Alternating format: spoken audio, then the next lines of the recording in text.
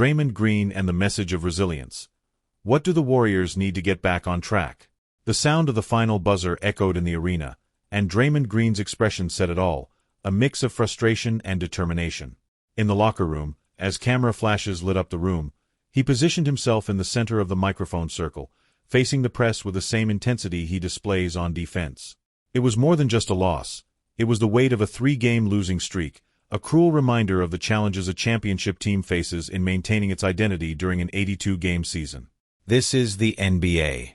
That's why you want to start strong, because you know tough moments will come, Draymond said, his voice firm. But nobody here is panicking. His message was not just for the journalists, but for the millions of Warriors fans who were beginning to question whether the glory of the past could still be reclaimed. Without Steph Curry, the maestro who conducts the offense, the Warriors looked like an orchestra out of sync. Players like Moses Moody and Brandon Podziemski struggled to find a rhythm against the relentless defense of the Oklahoma City Thunder. Despite this, the individual brilliance of young talents like Jonathan Kuminga offered a spark amid the darkness. And that's where Draymond's leadership style shines. Behind the scenes, he sends a direct message to Kuminga. Live up to your potential, be the star you are, young man. It's your time. This statement, shared on social media, is both a challenge and a promise. Draymond sees in Kuminga not just a promising player but a key piece to overcoming adversity. Steve Kerr also joined the conversation, admitting the difficulties of managing a rotation without Curry. Without Steph, things get complicated. Adjustments are necessary, and we're working on that, the coach explained. His transparency reflects the reality of a team that, even with multiple championship rings, is not immune to the fluctuations of a season. Now, with important games against the Rockets and Timberwolves on the horizon, the Warriors have a golden opportunity to turn the page. The Thanksgiving holiday is not just a moment of pause but a chance for reflection for the team. Will Kerr's adjustments and Green's vocal leadership be enough to reignite the competitive spirit? Amid the challenges, the story of the Warriors has never been about easy victories. It's about how they rise when the world begins to doubt. And as Green concluded his interview with a defiant look, it became clear that for him and his teammates, the season is far from being defined. The real question is, are the fans ready to believe again? The weight of absence, how the Warriors are navigating without Steph Curry. The scene unfolds like a dramatic script.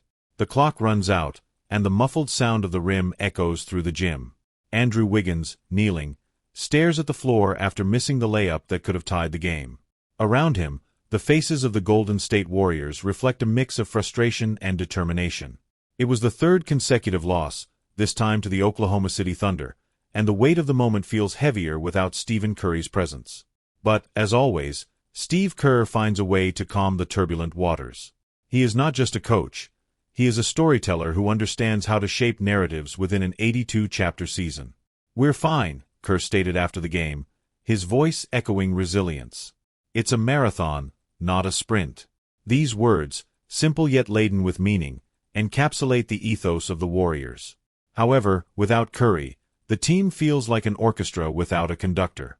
Brandon Podziemski and Lindy Waters III started as starters, alongside Draymond Green, Jonathan Kuminga, and Wiggins. It was a bold choice, but also pragmatic. Kerr knew that without the primary playmaker, a more traditional scheme would be a recipe for offensive collapse. Pairing Tracy, Jackson Davis, and Draymond without a pick-and-roll player like Steph complicates everything, Kerr explained.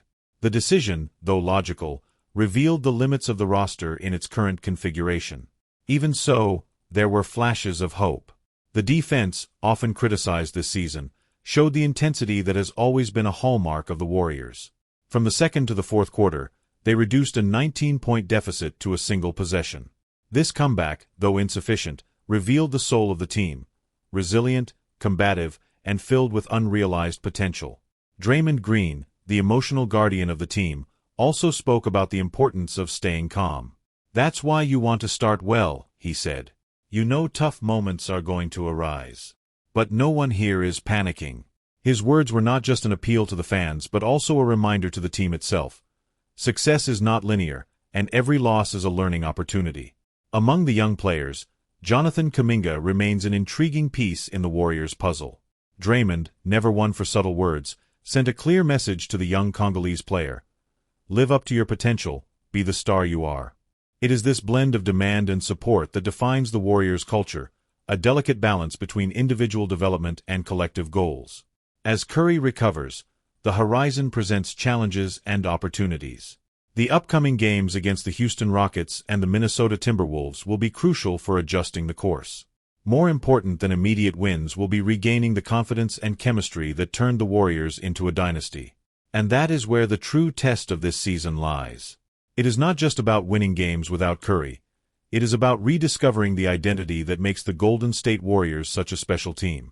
As Steve Kerr likes to say, it's all part of the journey. And in this journey, even the most painful losses have a role to play in building something greater.